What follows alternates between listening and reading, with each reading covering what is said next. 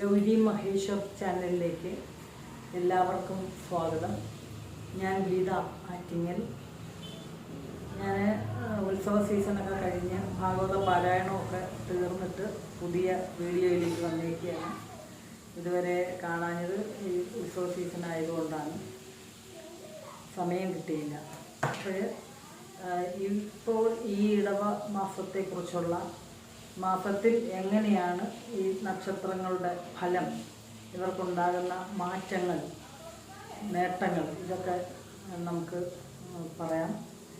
അപ്പോൾ ആദ്യം പറയുന്നത് മേടൻ രാശിയെക്കുറിച്ചാണ്. മേടൻ രാശിയിലെ നക്ഷത്രങ്ങൾ അശ്വതി, ഭരണി, കാർത്തികക്കാല്. അപ്പോൾ ഈ 2.25 നക്ഷത്രമാണ് മേടൻ രാശിയിലുള്ളത്. ഇവർക്കുള്ള ഫലം എന്ന് പറഞ്ഞാൽ മുമ്പ് പറഞ്ഞിട്ടുള്ളതുപോലെ തന്നെയാണ്. ഇപ്പോഴും ഒരു കുറച്ചുകൂടെ നേട്ടങ്ങൾ ഉണ്ടായിട്ടുണ്ടെന്നുള്ളതേ ഉള്ളൂ.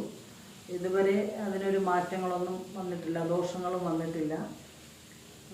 എല്ലാവർക്കും ഈ 2.25 നക്ഷത്രത്തിൽ ഉൾപ്പെടുന്ന ആളുകൾക്കൊക്കെ വിചാരിച്ച കാര്യങ്ങളൊക്കെ നേടാൻ സാധിച്ചിട്ടുണ്ട്.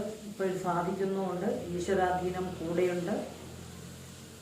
ഇപ്പം നഷ്ടപ്പെട്ട കാര്യങ്ങളൊക്കെ നേടിയെടുക്കാനുള്ള അവസരങ്ങളൊക്കെ ഇവർക്ക് വന്നു ചേരുന്നുണ്ട്.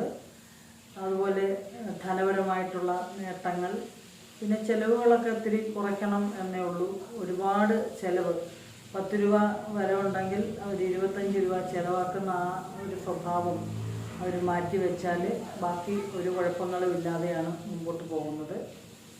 പിന്നെ ഇവർക്ക് ശത്രുദോഷം വരുന്നുണ്ട്. എങ്കിലും ആ ശത്രുദോഷമൊന്നും നമുക്കത്ര അധികം ഉപദ്രവകരമായിട്ട് വരുന്നില്ല. എങ്കിലും ഇവർ സൂക്ഷിക്കണം. വീഴ്ച, മുറിവ്, ഇങ്ങനെയുള്ള കാര്യങ്ങളൊക്കെ ശ്രദ്ധിക്കണം. അതുപോലെ വാഹനം തീർച്ചയായിട്ടും അവർ ശ്രദ്ധിച്ചേ പറ്റൂ. അപ്പോൾ ഇങ്ങനെയുള്ള ഒരു കാര്യങ്ങളിലൊക്കെ അവർ ശ്രദ്ധയോടുകൂടി മുമ്പോട്ട് പോയാൽ ഏറെക്കുറെ ഒരു നേട്ടങ്ങളുടെ കാലം തന്നെയാണ്. അതുപോലെ ധനപരമായിട്ടുള്ള കാര്യങ്ങൾ, ജോലിയിൽ നല്ല ഉയർച്ചകളുണ്ട്. ജോലിയൊക്കെ ധാരാളമായിട്ട് വന്നു ചേരുന്ന ഒരു അവസ്ഥയാണ്. ദാമ്പത്യ സുഖം, സന്താന സുഖം, എല്ലാം കൊണ്ടും ഇപ്പോൾ ഉള്ള മറ്റ് കാലങ്ങളെ അപേക്ഷിച്ച് അതിനേക്കാൾ ഏറ്റവും നല്ല രീതിയിൽ പോകുന്ന ഒരു അവസ്ഥയാണ് ഇപ്പോൾ കാണാൻ കഴിയുന്നത്. അപ്പോൾ ഈ ഒരു നേട്ടങ്ങളൊക്കെ നമ്മൾ ഈ രാശികളുടെ മാറ്റങ്ങൾ കൊണ്ടാണ് ഉണ്ടാകുന്നത്. അപ്പോൾ ഇപ്പം വ്യാഴൻ്റെ ആനുകൂല്യങ്ങളും ഒക്കെ വന്നു നിൽക്കുകയാണ്. അപ്പം വിഷ്ണു ഭഗവാനെയൊക്കെ പ്രാർത്ഥിക്കുകയും ക്ഷേത്രങ്ങളിലൊക്കെ പോയി വേണ്ടുന്ന കൊച്ചു വഴിപാടുകളൊക്കെ ചെയ്യുക. വഴിപാടുകളെന്ന് പറഞ്ഞാൽ നമ്മൾ പുഷ്പം, നല്ല വൃത്തിയുള്ള പുഷ്പങ്ങളൊക്കെ ഭഗവാന് സമർപ്പിക്കുക. പിന്നെ നല്ലെണ്ണ ക്ഷേത്രങ്ങളിൽ സമർപ്പിക്കുക.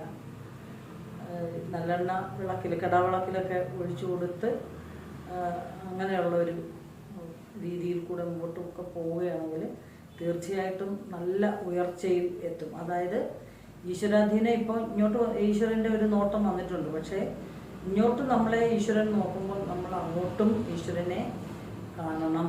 അപ്പോൾ അങ്ങനെയുള്ള ഒരു സിറ്റുവേഷൻ, അതായത് ഒക്കുന്ന സമയങ്ങളിലൊക്കെ ഈശ്വരാരാധന നിർബന്ധമായും ശീലിക്കുക. ഈശ്വരനെ കൈവിടാതെ ഇരുന്നാൽ ഈശ്വരൻ ഇങ്ങോട്ടും ഇപ്പോഴത്തെ അവസ്ഥ നിലനിർത്തിക്കൊണ്ട് പോകുന്ന അതേ രീതിയിൽ മുന്നോട്ട് പോകും. അപ്പോൾ ദോഷാവസ്ഥ വരുമ്പോഴും നമ്മൾ ഇതേപോലെ ഈശ്വരാരാധനയിൽ കൂടെ മുമ്പോട്ട് പോയാൽ തീർച്ചയായിട്ടും ആ ദോഷ സമയം എന്തുവാന്ന് നമുക്കറിയാൻ പറ്റാതെ ആവും. അപ്പോൾ അതുകൊണ്ട്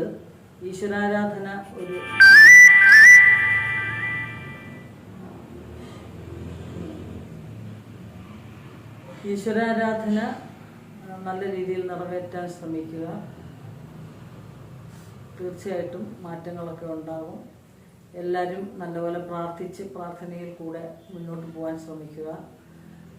ഈ 2.25 നക്ഷത്രത്തിൽ ഉള്ളവരും ധനം സൂക്ഷിക്കാൻ ശ്രമിക്കണം.